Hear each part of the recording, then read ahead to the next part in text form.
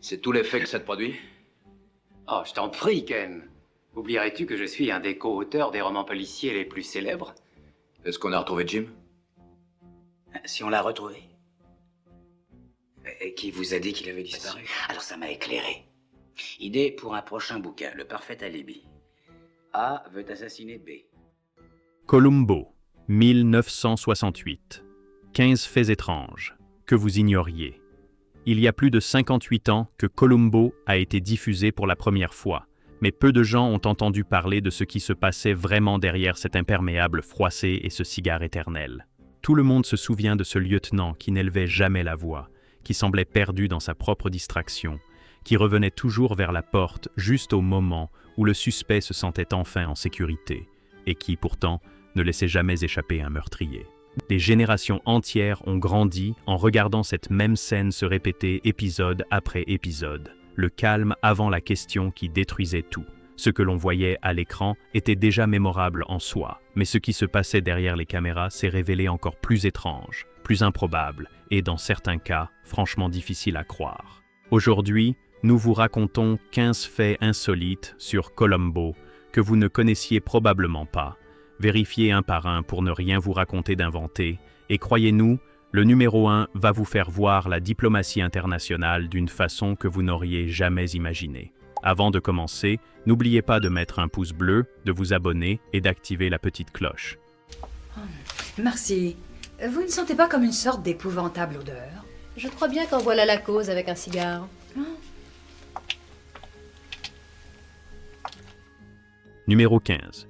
Le fait qui appartient entièrement à la France. On pourrait penser qu'un détective aussi américain, avec son cigare et son air débraillé, n'aurait pas grand-chose à offrir au public français. Et pourtant, Columbo est devenu une véritable institution en France, et derrière cet attachement se cachent deux histoires que peu de gens connaissent. La première concerne la voix. Celui qui a donné son identité française au lieutenant s'appelait Serge Sauvion, un comédien parisien dont le timbre grave et légèrement fatigué est devenu, pour des générations entières de téléspectateurs, aussi indissociable du personnage que le visage même de Peter Falk. Sauvion a prêté sa voix à Columbo depuis les toutes premières diffusions sur la première chaîne de l'ORTF à partir du 20 décembre 1972, puis sur TF1 tout au long des années 70 et 80, au point que, dans l'esprit de nombreux Français, la voix de Columbo est tout simplement la sienne et aucune autre. Et voici la partie qui rend cette histoire encore meilleure. Elle ne s'arrête pas au studio de doublage. La voiture même du lieutenant, cette Peugeot 403 cabriolet que l'on croit fatiguée et sans valeur, cache elle aussi une histoire typiquement française. Avant d'arriver sur le plateau des studios Universal, cette voiture aurait appartenu à l'humoriste français Roger Pierre, qui, lors d'un séjour à Los Angeles, l'aurait échangée contre une Cadillac décapotable. Et lorsque la production a voulu, quelques années plus tard, obtenir de nouveaux modèles directement auprès du constructeur pour les saisons suivantes, la direction de Peugeot, installée à Sochaux, a tout simplement refusé. La marque au lion craignait que son image de marque ne soit associée à celle d'un inspecteur mal habillé, loin du standing bourgeois qu'elle espérait projeter à l'international. Résultat, la production a dû continuer à vieillir et à cabosser elle-même ses propres véhicules, sans jamais recevoir la moindre aide officielle du constructeur. Autrement dit, l'une des voitures les plus célèbres de la télévision américaine était non seulement française, mais elle a dû le rester envers et contre la volonté de son propre fabricant. Aujourd'hui, l'ironie est totale. Ce même modèle qui embarrassait tant les dirigeants de Sochaux se négocie désormais entre 60 000 et 70 000 euros auprès des collectionneurs, et des émissions automobiles françaises consacrent des heures entières à sa restauration. Numéro 14. Le rôle qui a failli finir sur un terrain de golf. Imaginez un instant un crooner à la voix de velours, en smoking impeccable, chantant des chants de Noël devant la cheminée, dans la peau du détective le plus débraillé de la télévision. Cela semble impossible, et pourtant, cela a bien failli arriver. Avant même que le nom de Peter Falk n'entre dans la conversation, les créateurs Richard Levinson et William Link ont d'abord pensé à l'acteur Lee J. Cobb, qui n'était pas disponible en raison d'un emploi du temps trop chargé, puis ils ont proposé le rôle à nul autre que Bing Crosby. Le problème, c'est que Crosby, déjà à la retraite et parfaitement heureux sur les terrains de golf, a estimé que s'engager dans une série télévisée lui prendrait beaucoup trop de temps loin de son sport favori. Il a donc refusé le rôle du détective le plus patient de l'histoire de la télévision parce qu'il ne voulait pas perdre sa propre patience devant une balle de golf. Par n'importe quel critère raisonnable, cette décision devrait figurer parmi les pires refus d'acteurs du siècle, même s'il faut bien admettre. Impossible d'imaginer Bing Crosby plissant un œil, mâchouillant un cigare éteint et revenant vers la porte pour poser une dernière question. Le réalisateur Richard Irving a finalement convaincu les scénaristes qu'un acteur d'à peine 40 ans, bien plus jeune que ce qu'ils avaient initialement imaginé pour ce personnage, saurait s'en emparer. Cet acteur, c'était Peter Falk, et la suite, comme on dit, appartient à l'histoire de la télévision. Numéro 13. L'œil qui l'a rendu inoubliable. Falk a perdu son œil droit à cause d'un cancer à l'âge de 3 ans et a porté un œil de verre pendant tout le reste de sa vie. Ce regard légèrement de travers est devenu le fameux plissement d'yeux de Columbo, ce geste qui laissait croire aux suspects qu'ils avaient en face d'eux un homme distrait et parfaitement inoffensif. Dans le Hollywood des années 50, cette particularité physique était considérée comme un obstacle presque insurmontable pour une carrière d'acteur. La version la plus brutale de ce rejet vient du patron de la Columbia, Harry Cohn, qui, après avoir visionné un bout d'essai de Falk, aurait lâché sans aucun tact que, pour le même prix, il pouvait engager un acteur avec 2 yeux, durs. Et surtout, sans exagération aucune, l'une des pires erreurs de jugement jamais commises dans l'industrie, puisque Falk a décroché 2 nominations aux Oscars en l'espace de 2 ans à peine, pour ses rôles dans Murder, Inc. et pas Pocketful of Miracles. Pour le rôle de Columbo, en revanche, cet œil s'est révélé être un véritable cadeau. Les suspects voyaient en un homme qui semblait ne pas réussir à faire le point du regard, le prenaient pour inoffensif et baissèrent leur garde, jusqu'au moment où ils réalisaient qu'il avait enregistré le moindre détail de la pièce. Cette pose pensive si caractéristique, la main qui remonte lentement vers le front, la tête légèrement inclinée, est née de l'habitude de Falk de couvrir son bon œil hors champ afin de repérer discrètement ses marques au sol. On raconte que, même en dehors du plateau, Falk retirait parfois son œil de verre pour plaisanter, allant jusqu'à le tendre un jour à un arbitre de baseball qui venait de rater une décision. Des décennies plus tard, la série elle-même s'est permis un clin d'œil, littéralement, à ce détail. Dans un épisode de 1997, Columbo confie à un collègue que 3 yeux valent mieux qu'un. Numéro 12. L'imperméable qui était déjà le sien avant même le rôle. Falk s'est fait surprendre par une averse à New York au milieu des années 60, s'est réfugié dans une boutique et a décroché du portant un imperméable beige bon marché pour environ 15 $. Lorsqu'il a obtenu le rôle dans Inculpé de meurtre, le téléfilm de 1968 qui a lancé toute la franchise Columbo, le service des costumes avait préparé pour lui des costumes élégants et des coupes impeccables. Falk est passé devant tout cela sans s'arrêter. Il est allé directement chercher dans son propre placard ce fameux imperméable, y a ajouté ses chaussures usées de toujours et a demandé qu'on teigne l'un de ses costumes dans un marron sale et terne, parce que, dans son esprit, Columbo ne pouvait pas avoir l'air d'un homme qui savait s'habiller. Le manteau a traversé plusieurs décennies et 2 chaînes de télévision différentes. Avec le temps, l'équipe de production a commencé à abîmer volontairement les imperméables de rechange pour que la caméra ne puisse jamais distinguer l'original des nouvelles copies. Un vêtement à 15 $ a fini par valoir, en termes d'identité visuelle, bien plus que n'importe quel costume de grand couturier que Hollywood aurait pu lui proposer. Numéro 11. La phrase la plus célèbre de la télévision est née de la pure paresse. La réplique la plus mémorable que le lieutenant ait jamais prononcée existe uniquement parce que 2 scénaristes n'avaient pas envie de retaper une page à la machine à écrire. Voilà toute l'histoire, dans son intégralité. Lorsque Levinson et Link écrivaient la version théâtrale de Inculpé de meurtre, ils sont tombés sur une scène qui manquait un peu de matière. Aujourd'hui, on ajouterait simplement 3 lignes et on continuerait. Sur une machine à écrire, corriger cela signifiait retaper la page entière. Alors, à la place, ils ont fait en sorte que le détective termine son interrogatoire, se dirige vers la porte et, comme si l'idée venait tout juste de lui traverser l'esprit, se retourne pour poser une dernière question. Pas besoin de retaper, pas de galère avec le papier carbone. Levinson a raconté cette origine pendant des années, et dès que Falk s'en est emparé, ce petit demi-tour est devenu le grand ressort de toute la série. Tous les suspects vivaient exactement la même scène. Ils répondaient à tout, gardaient leur sang-froid, regardèrent le policier se diriger lentement vers la sortie et se laissaient croire qu'il s'en était sorti. Puis ils se retournaient et posaient cette unique question à laquelle leur histoire ne pouvait tout simplement pas survivre. Une dernière chose, n'était pas une stratégie narrative mûrement réfléchie pendant des mois de réunions créatives. C'était une rustine d'urgence posée sur une scène trop courte qui, par pur hasard, est devenue le cœur battant de tout le programme. Numéro 10 exemple. La chaîne voulait un partenaire rapide. Elle a récupéré un chien lent. Au début de la série, la chaîne NBC a fait parvenir une note au producteur. Le programme avait besoin de plus d'énergie. Il fallait associer le lieutenant lent et calme à un jeune détective, quelqu'un qui bouge vite et parle encore plus vite. Les scénaristes ont acquiescé, ont accepté l'idée que Columbo puisse avoir un partenaire. Et c'est alors que quelqu'un est arrivé sur le plateau avec un Basset Hound, qui semblait à 3 minutes d'une sieste et déjà déçu de tout le monde présent. Falk, en réalité, ne voulait pas de chien. Il estimait que l'imperméable, le cigare et l'épouse qu'on ne voyait jamais à l'écran constituaient déjà suffisamment d'artifices de personnage. Mais le dresseur Ray Berwick a amené un vieux chien récupéré à la fourrière, dont le temps était presque écoulé, et Falk a fini par céder. Le chien a fait ses débuts dans Symphonie en noir, l'épisode inaugural de la saison 1972, dans lequel le lieutenant ne parvient même pas à lui trouver un nom.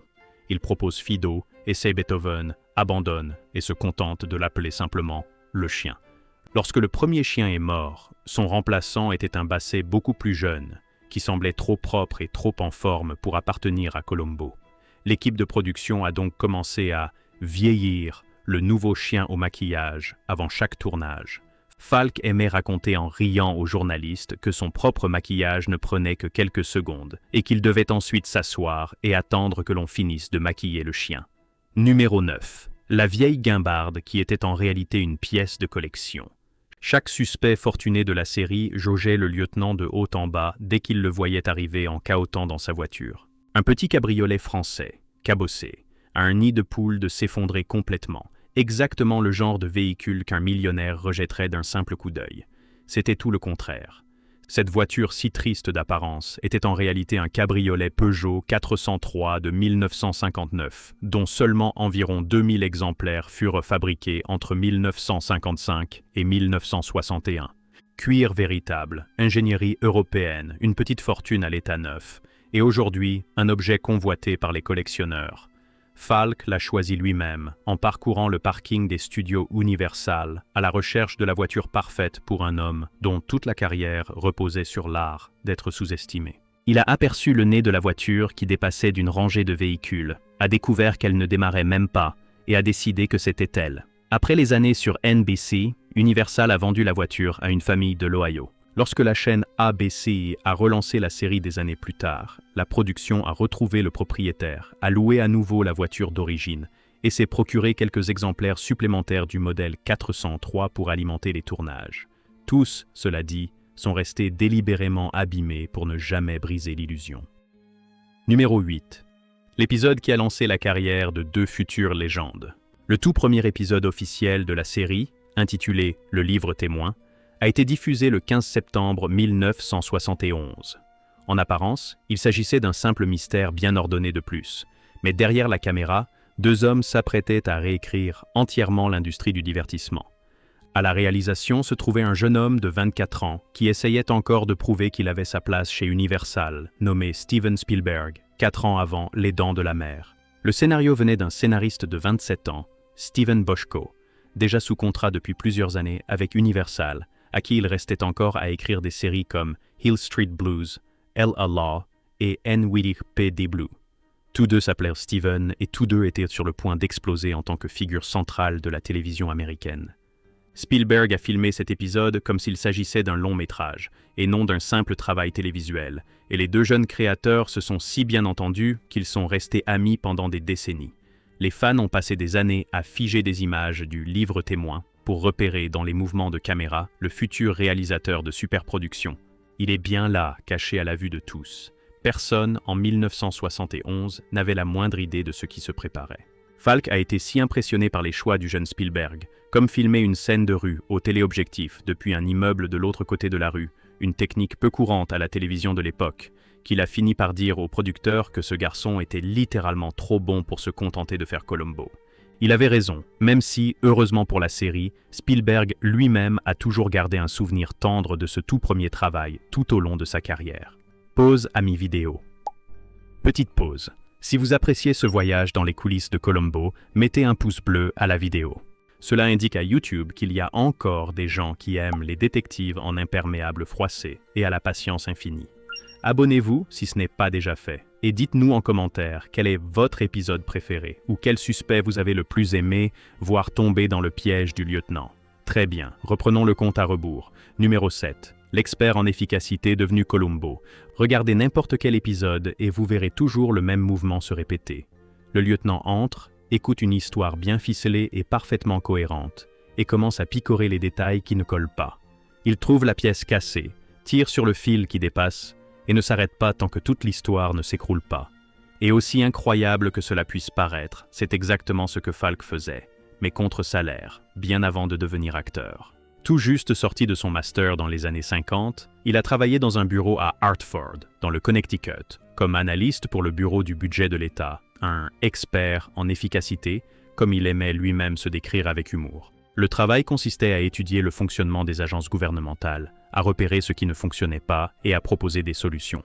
Le détective le plus dispersé, le plus « où ai-je bien pu laisser mon crayon » de toute l'histoire de la télévision, a autrefois été payé par l'État précisément pour dénicher ce genre de failles. Et, de son propre aveu joyeux, il était particulièrement mauvais dans ce travail. Il aimait plaisanter en disant qu'il était un si bon expert en efficacité qu'il n'était même pas capable de trouver le bon bâtiment le premier matin.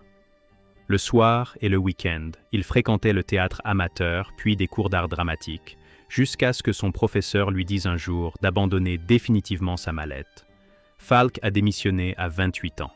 5 ans plus tard, il décrochait sa première nomination aux Oscars pour Murder, Inc. Numéro 6. Quand l'homme en noir est devenu un assassin. En mars 1974, Columbo s'est retrouvé face à nul autre que Johnny Cash, dans l'épisode Le chant du cygne. Cash y interprète un chanteur de gospel country à l'image publique irréprochable et à la vie privée bien plus sombre. Il n'a presque pas eu besoin de jouer. Il portait ses propres vêtements noirs, jouait de sa propre guitare Martin noir et chantait lui-même toutes les scènes musicales. Le rôle semblait littéralement taillé sur mesure pour lui. Et la coïncidence allait bien au-delà du costume. Le personnage de Tommy Brown avait appris à sauter en parachute pendant son service dans l'armée de l'air, un détail qui coïncidait, par pur hasard, avec le véritable service militaire de Cash dans cette même branche. L'homme en noir, interprétant un chanteur au passé trouble et à l'histoire de rédemption publique, s'est révélé moins un exercice de composition qu'une version à peine plus sombre de lui-même. À la fin, même Columbo semble incapable de nourrir une réelle rancœur envers lui. Il résout l'affaire, comme toujours, mais laisse l'homme conserver sa dignité en sortant. Un meurtrier que le lieutenant semble presque regretter d'avoir dû arrêter. Et voici la partie qui rend cette histoire encore meilleure. L'épisode intègre de véritables images d'un concert de Johnny Cash, si bien qu'une bonne partie de ce que l'on voit à l'écran n'est pas une reconstitution jouée, mais Cash lui-même, tout simplement. Fait amusant, il s'agit là de l'unique apparition du chanteur dans toute la série, ce qui en fait une rareté au sein d'une rareté. Numéro 5. Cet autre acteur inoubliable dont peu de gens se souviennent. Il vaut la peine de s'arrêter sur un autre grand nom qui est passé devant la caméra de Columbo, car c'est l'un de ces faits qui surprennent même les fans les plus assidus. Dans l'épisode Le Spécialiste, diffusé en février 1973, le rôle du méchant a été confié à nul autre que Leonard Nimoy, le tout aussi célèbre Monsieur Spock de Star Trek. Nimoy y incarne un chirurgien cardiaque brillant et ambitieux, nommé Barry Mayfield, qui décide d'éliminer son mentor pour s'attribuer tout le mérite d'une recherche médicale révolutionnaire. Ce qui rend cette prestation particulière, c'est à quel point il était étonnant de le voir interpréter une froideur calculée, si différente de la logique froide mais bienveillante de l'officier Vulcain qui l'avait rendu célèbre. Les critiques de l'époque, comme ceux d'aujourd'hui, s'accordent à dire que Mayfield est l'un des tueurs les plus impitoyables de toute la série, capable d'assassiner une infirmière innocente sans le moindre scrupule. Et voilà le petit rebondissement. Nimoy commet une erreur tellement contraire à la logique pour un homme aussi calculateur qu'elle permet justement à Columbo de refermer le piège. Que l'acteur le plus associé à la logique pure de toute la culture populaire ait été vaincu par Columbo à cause d'une erreur illogique est, sans aucun doute, l'un de ces détails que le lieutenant lui-même aurait apprécié avec un sourire. Nimoy partageait l'écran dans cet épisode avec l'actrice Anne Francis et le vétéran Will Geer, et sa complicité avec Falk était si convaincante que, aujourd'hui encore, De nombreux fans de la série considèrent Barry Mayfield comme l'un des adversaires intellectuels les plus mémorables que le lieutenant ait jamais affronté. Et ce n'est pas rien quand on sait qu'il doit se mesurer pour ce titre à 13 saisons pleines de brillants criminels. Numéro 4. L'empereur du Japon voulait rencontrer Columbo. En 1975, l'empereur Hirohito a effectué son unique visite d'État aux États-Unis. Il y a eu des réceptions avec le président Ford, une halte à Disneyland, et une longue liste de personnalités souhaitant le rencontrer. Tout en haut de sa liste personnelle figurait John Wayne, l'acteur vedette de tant de films sur la guerre du Pacifique, que le Japon avait passé des années à combattre à l'écran, le visage le plus américain que Hollywood pouvait offrir. Un invité étrange pour un empereur japonais, mais soit, il figurait sur la liste. Le second nom sur cette liste était Peter Falk, ce qui a surpris pas mal de monde aux États-Unis. L'explication s'est révélée assez simple. Columbo avait débarqué au Japon en 1972 et était immédiatement devenu un phénomène, captant à son apogée plus d'un quart de toute l'audience télévisuelle du pays. La demande était donc parfaitement logique de ce côté-ci du Pacifique. Wayne, lui, s'est bien présenté, a serré la main de l'empereur lors d'un déjeuner à Los Angeles et lui a offert une carte dédicacée. Falk, en revanche, ne s'est pas montré. Il était en plein tournage.